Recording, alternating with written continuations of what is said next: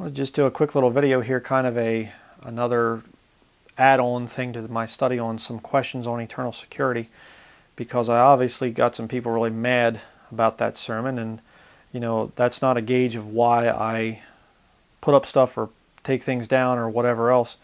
I'm not a man pleaser, and the fact of the matter is I was asked the questions on eternal security and I gave my honest answers. I don't approach the Bible with a preconceived notion and I have to force everything to fit that preconceived notion. If I have questions, I'm going to be honest enough to tell them. And if you worship me instead of this book, and you are disappointed in me now because I have gone against something that you believe, well, you have your loyalty misplaced. All right, your loyalty is supposed to be with the book, not with me.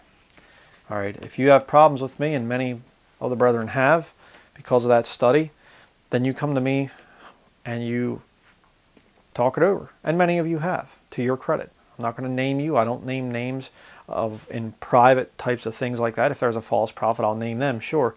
But I'm saying somebody comes to me privately with emails or whatever else, I don't name you, okay?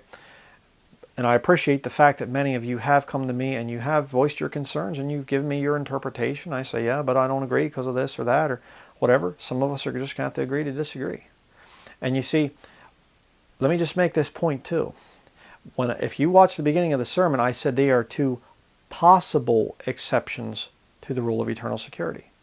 Now, I could have gone through and I could have made the verses, twisted them and stuff and tweaked them to make them support eternal security, but I just thought, I'm just going to be honest. Okay? I don't have perfect understanding of the King James Bible. I am not your perfect, infallible Pope. All right?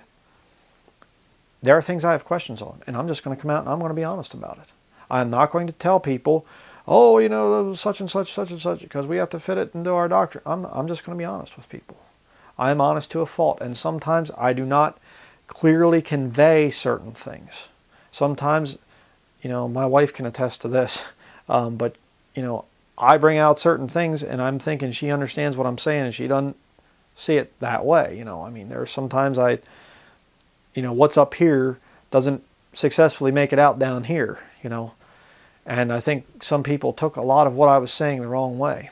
I was not questioning eternal security. All right, I believe in eternal security. And what I'm saying is, if you get into that spiritual realm there, it's up to God to decide at that point. All right, I don't believe that you can sin certain sins and things like that, and you're out of the body, and then you're back in, and then you're out, and then you're in. I'll be honest with you. I struggle with something, and I've struggled with it for years, and that is this thing of these people, they have a profession of faith in Jesus Christ, but it's like, it's just this weird, way that they are and things, and they just, it looks like they're saved, but they come out with these teachings. It's just like, I'm going, how can this person be saved? How can this person be a Christian? And I've struggled with that thing because I don't want to overcomplicate the gospel. I don't want to make the gospel some kind of a thing that's so difficult that barely anybody has it. I don't want that. Okay? I don't want to teach that because I believe that's heretical. But yet there are people that are just like, I'm going, they sound like they're saved, but I don't understand how they could be. And that's why I'm saying, and I've seen many of you in the comments, and I agree totally, that you've never met a saved Christian that hated the Jews or that would change the King James Bible. I agree with that. I agree with that. But my whole question was Romans chapter 11, Revelation chapter 3, I think it's verse 5 that we talked about in the study, and Revelation chapter 22, verses 18 and 19. Those are areas that are questionable.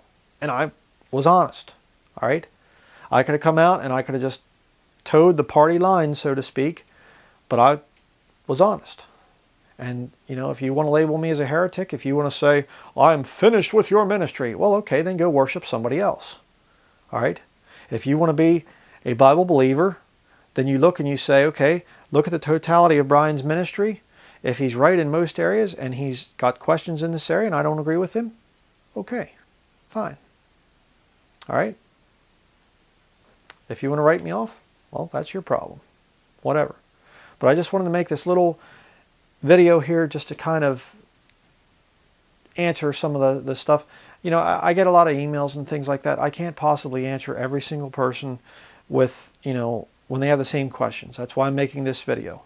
All right. I've had many threats, you know, from some of the brethren, you know, if you don't recant all this type of belief, you know, I'm not going to watch you anymore. Whatever. You know, if you've put me up on that high of a pedestal, then maybe you need to go away. All right? Simple as that. There's your standard. Right there. Not here. For the 1000th time, you know. The book, the book, the book, the King James Bible. This is the standard, not me.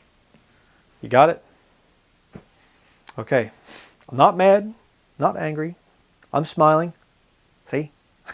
All right? I still love a lot of you.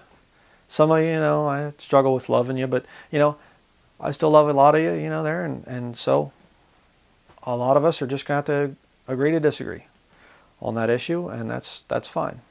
I think that there are some areas that are dangerous to get into, and you're starting to deal in realms where the Lord can take action. And that's that.